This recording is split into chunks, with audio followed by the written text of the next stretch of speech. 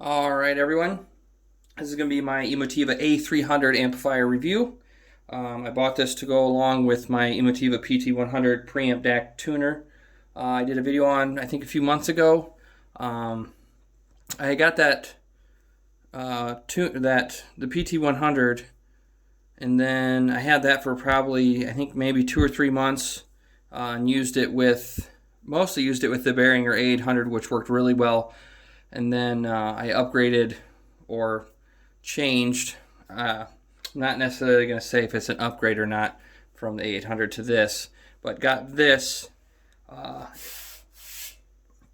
and kind of expecting it to be an upgrade to go with the PT100 to kind of have the matching set. So, and I've had them for a couple months now. And a lot of times when I get stuff, I don't review it right away. I'll sit on it and use it for off and on for a while just to see if I notice anything I don't like, or just issues or whatever. But so far, no issues. 100% satisfied with it. It's time to do the review. Anyway, Emotiva A300. We're going to start with the front. This kind of industrial face here. Very simple, clean, but I guess you could still say it's very sturdy and rugged looking, while looking professional at the same time. Very thick. It's real aluminum. The trim pieces here on the end are real machined aluminum. Basic display here on the front. And the only reason I'm not holding this is because the darn thing is very heavy. Standard display that's almost on all the Emotiva stuff. And then all you get is a power standby button on the front that will either be orange in standby or blue under power. And I'm going to rotate it here. Nothing on the sides. I'm going to remove this. I'm using this little Realistic Minimus 7 speaker as a prop. Again, on this side, no venting. And then on the bottom, you can see lots of venting on the bottom, especially this is right underneath the aluminum fins, excuse me, for the amplifier, and where the fans would be, so there's plenty of air circulation to get through. And then obviously lots of venting on the top. And let's bring it around back. And on the back, your status LEDs that are on the front for your right and left channel. If you don't want those on, you can turn them off or turn them on, and then you get a 12-volt trigger input from said preamplifier or something to trigger this to come on, and then you can even get a 12-volt trigger out, so you could kind of daisy chain your 12-volt trigger to multiple amplifiers. Nice quality right and left RCA inputs, or channel 1, channel 2, and then some pretty standard but still hefty binding posts. I say they're not the nicest ones I've seen, but they are good. They're pretty robust. And then for my wire depth check here, I got some wires here. I have full length. These are silver plated self-locking nanners. Even these being fairly long, they are able to go in. There you go, so you guys can see they are able to go into the binding post plenty far, that they are quite sturdy. So if you were to hook some, we'll just say higher end heavy gauge wire, 12, 10 gauge wire, it gets pretty heavy and it's going to hang on these. So you're going to want good sturdy binding posts if you're using, large gauge heavy wire. And then over here, your power light indicator, whether it's 230 or 115. This will be 115. It's all built in. I think there's only one variation of the model. Don't quote me on that, but your master on-off. The switch on the front is just a standby switch. This is the actual power switch that turns it on or off. Most of the time you would just leave it on forever, and you would take it in and out of standby with the button on the front or via your preamp. When I have this hooked to the PT100, I never have to touch this at all. It turns on and off with the preamp. Your standard IEC outlet. And then for what matters on here, for power, they rate it at 500 watt max power output. So, designed in Nashville, USA, precision crafted in China. It's another part of the trying to get a quality product out there and keep and maintain some sort of affordability. I'm sure it saves them some money to have it made in China, but it's designed here with, I'm sure, tight specifications and quality control, and then just produced in China. And then what the whole Emotiva BasX line is about is it's not basic in like a cheap way. It's basic in it's for people that don't want all the extra garnishments with their meal. This is just meat and potatoes equipment. You get, you don't get as many feature sets and the little bells and whistles and the little audio jewelry. It's a very standard quality chassis, and then they focus on rock solid quality parts on the inside. So what you're paying for is more basic. They removed all the extra stuff that a lot of people don't use or don't care about, and just focused on making what you do get perform very well. So, and that's good enough for a lot of people. I mean, if you're just buying stuff like this to play stereo music, in a lot of cases you don't need a lot of extra, fancy schmancy stuff. So, I like that approach. For the majority of people that just want a good amplifier and they don't care about all the extra, audio jewelry and bells and whistles, you can cut all that stuff out and cut all that cost out and just focus on just a rock solid, powerful amplifier that is capable of really good fidelity. Now, moving on, we'll go over some of the specs, and at $400, I don't know if there's much else out there that can really compete with this at $400 for what this offers you, especially in power output. And just going over some of the specs here, 150 watts continuous power, 150 watts RMS continuous power at 0.1% THD and 8 ohms. Not 150 watts max, and it's Emotiva, and most of the testing I've seen they do is pretty honest and accurate. So when they say this thing puts out 150 watts continuous and 8 ohms, it's going to be spot on or really close. And that's a lot of power, especially for home use. And then even going down to 4 ohms, then you get 300 watts continuous into 4 ohms. But then your THD does come up a little bit to 1%, which is still okay.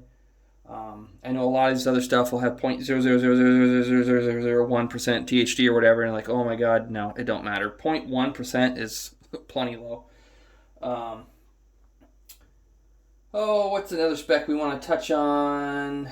THD plus noise is A-weighted, reference-rated power, 0.02%, which is very good. Signal-to-noise ratio at 8 ohm load, 120 dB reference-rated power A-weighted, and 100 dB signal-to-noise at reference at 1 watt A-weighted, which is very good specs for an amplifier in this price range, and putting out that much power. Minimum recommended load impedance per channel is 4 ohms, with equals 1 4 ohm load or 2. Okay, even in I think they're saying bridged. Minimum recommended load impedance per channel 4 ohms, which equals 1 4 ohm load or 2 parallel 8 ohm loads. Okay. Damping factor at 8 ohms of greater than 500, so it's damping factor doesn't always translate into fidelity or quality, but so it's not a bad thing. It's a good thing, I guess. What that means for some people that it has 500, it means it's going to have better control over the speakers. But what that translates into sound, some people may like or may not, because there's a lot of amplifiers that have a pretty low damping factor that still sound really good. And then your input sensitivity for 8 ohm load is 1.2 volts, gain 29 dB, etc. A lot of settings. I'll link the description if you guys want to dig more into the specs. But basically what I'm getting at, you're getting 150 continuous watts times 2 into 8 ohms at a very respectable THD and signal to noise. You're getting a lot of clean power for $400. So that's kind of the cream of the crop here, or the main reason to buy this. You're getting a lot of clean power, a lot of good, clean, solid power for the money. As you go up, there's a lot of there are other amplifiers that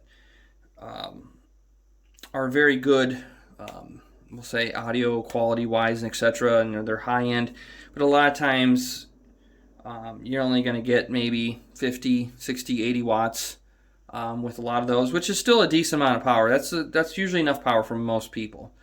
Now, if you want more power, more clean power, this guy can give it to you. This is really close to something like a Crown or a Behringer, but I think you're getting better quality. I mean, it's different because those are Class D. This is Class AB, so it gets hot, or sorry, it doesn't get hot. It's heavy. It does get warm. I've never had it get hot, and this is a post 2019 version. I know some of the earlier ones, they had noisy fan issues. This one is the post 2019, so they've upgraded the fans, and I've had it cranked for hours and then just go straight into a mute and nothing. So if I think the fans are running because the top never really gets too hot. I mean, it gets good and warm, but I think what the fans are doing is their speed is just regulated really well, so they're not screaming, and they run slower more often or something. So whatever they did with the fans, they figured it out. I have not had an issue with noisy fans at all. So maybe the fans are broke, but I doubt it because, like I said, I've never had it get hot, like to the point where you can't touch it or anything. It just gets good and warm, but totally fine. And that's having the PT-100 preamp on top of it. That's not open air, and it's still. I'll lift up the PT-100, stick my hand in between there after cranking music for an hour or two, and it's good and warm, but not hot enough to burn you or anything. So the fans, whatever they did with the fans, it's definitely working. Kudos to them with straightening that out. So, and then, but just to, let's grab my PT-100. And the way I had this set up is I had the PT-100 on top of here, which is just a beautiful pair of audio gear. Combined, I think with tax all said and done, this stack's probably about $700-800.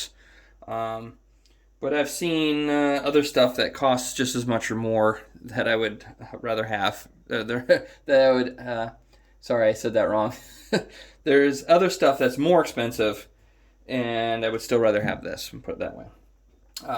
These are my first Emotiva products, and so far I absolutely have really no complaints at all, especially with the PT-100.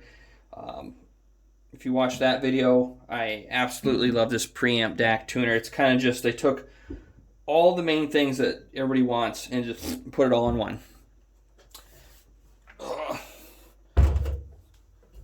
Let's get her turned around. Make sure you have a good shelf if you're going to run something like this. And then what I did is, I think you can get these on Amazon or eBay. These are some 1-foot shielded RCA cables from Seismic Audio, and I just run my mains, and I'm sure a lot of you that have done component systems already know this, but for people that haven't, it's just kind of a demonstration to show the way I had it done. And just these nice short little 1-foot cables, and then I believe they both come with a trigger wire. I'm not sure. And then the trigger out right here on the PT-100 to the trigger 12-volt in right here. And yeah, that's it. And then you have your wires coming out. And it's just a really simple, clean setup. With this setup, now I have a phono, or a phono preamp built into this preamp, CD, auxiliary, analog inputs. They call these mono or summed outputs. Basically, I think these are both full range. So you could effectively hook up 2 powered subs. So you could do a 2.1 or 2.2 system with this.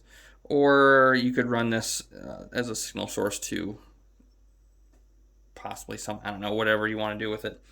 There are summed outputs. They are red and white, but they're not right and left channel. I think they're both full signal. And then you get an FM antenna. And this is kind of turned into a PT-100. And then you get a digital coax, digital optical, and USB, and then a USB for the Bluetooth adapter. So basically, with this, you get all the connectivity you could really need, and then attach it to this awesome amplifier, and you have a killer, very flexible, very good system for, I'm gonna say $700-800. I know Emotiva does. They do deals and stuff, and rebates, and prices kind of fluctuate. But yeah, so under $1,000, you have one heck of a setup. And we'll unhook this, and we'll take the top off of the A-300 so we can take a look at the inside. Now that I'm done gushing over the PT-100. That out of the way. Give me a second here. Alright, ready? Let's take the lid off this thing. I'm sure a lot of people have already seen the inside. There's plenty of pictures of the inside. I've never actually taken the cover off this, so. But yeah, it's really impressive. I'll give it that. You get this massive toroidal transformer. I mean, yeah, it's huge. Just for whatever sake. Yeah, the thing is almost 6 inches in diameter. Super heavy. And I like the way Emotiva lays out their gear on the inside. Just the, I don't know, component basically set up. You got your, and you can correct me if I'm wrong here because I don't really know that much about amplifiers. I'm not a professional. I'm just a guy that likes audio stuff and likes to talk about it and share it with other people. So if you want to correct me, it's fine. Do it in the comments. Just be nice about it. Power comes in. Some sort of circuitry coming in here to, this is probably like a circuit protection stuff going on here. Into the transformer, into the actual power supply here.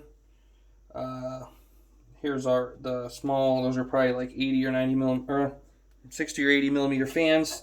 And these blow air onto this here. This is the actual amplifier board over here. This looks like could be the headphone amplifier. Or no, duh, not the headphone amplifier, that's in the PT-100. Not sure. This actually has ribbon cables that go up to the front. So yeah, it looks like possible there's some fuses on there, possible circuit protection stuff built in here, and then other to send information up to the front panel. This, I'm not sure over here what this board does. If you know, chime in, whatever. But yeah, toroidal, power supply, cooling fans, amplifier board, amplifier outputs. Yep, your RCAs on top, and then down below here your amplifiers. Looks to have good quality wire running to all the connections. So yeah. Oh, and then this has runs to the front panel to turn off those LED lights. But I love the clean, and I might have just butchered what everything was on the inside. So if you know, gracefully let me know in the comments, and we're all here to learn, I guess. But anyway, love the layout. It's very clean, organized. You got your, all your components spread out, laid out. It's not just a bird nest mess of wires and circuits and everything. It's very clean. Love it. So I'm assuming in the future, if you ever had to work on one of these, this would make it much easier to work on too. So let me get the cover put back on. Okay. I got them both hooked up. I have the trigger wire in between the two of them, so you can kind of see what they look like when they turn on and kind of how they interact with each other. So as you can see now, I lowered the lights so you can see, but the power standby buttons are off. once I flip the mains in the back to on for the PT-100 and the A-300, you'll see the orange standby lights come on, and you'll hear a couple relay clicks as things get going. And now, if I hit the power button on here, it'll turn them both on because I have the trigger wire in between the two. I'm just going to use the remote, and I keep the remote in a little plastic bag because it's gloss black and I want it to stay nice and clean. So the preamp comes on first. And then as you can see, the sends the signal to the amplifier, and the amplifier comes on. Nice, ready to go. And then the switch in the back, these are the two left and right channel indicators on the power amp. This little switch in the back, you can flip it over. Oops, wrong thing right here. There we go. And shut them off. I don't believe you can. There's any way to shut this off or dim it. On here you can. There is a dimming mode for this, but it's not that bright to begin with. But the switch in the back is only for the channel LEDs. And I believe if you have a channel short or an issue, they will turn, whichever one will turn red or both will turn red to kind of indicate that there's a issue. And then what I like about this setup is when I'm done, hit power, and it all shuts off together and goes on standby. So just pretty much exactly what I was looking for. Now, when it comes to the performance of this amplifier, to me it's just good, wholesome Class AB power. It's robust, powerful, clean. You know, even though it's got it's got that, how do I describe it? It's got a very full-bodied sound, but yet it's still, it's still easy to listen to. It's got plenty of detail, plenty of punch. I would say the sound signature of it's pretty neutral. It's not very, it's not overly high and airy, and it's not, it's not really too warm or muddy or anything. It's just a pretty neutral sounding amplifier. What comes to my mind when I listen to it is it's just very powerful and clean. When you listen to it and crank it up, you can tell you're getting a lot of power with this thing. You can tell it's got power.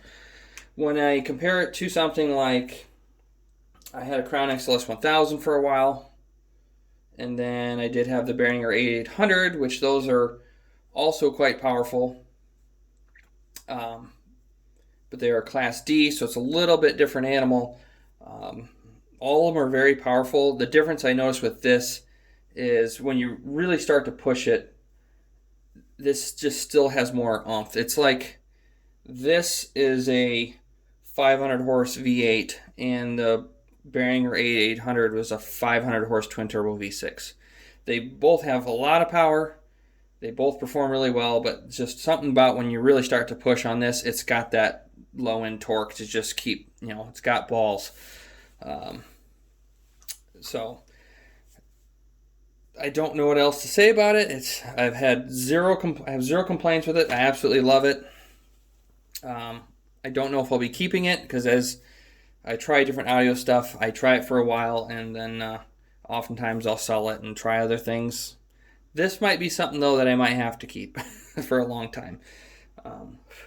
So I have not found any other setup that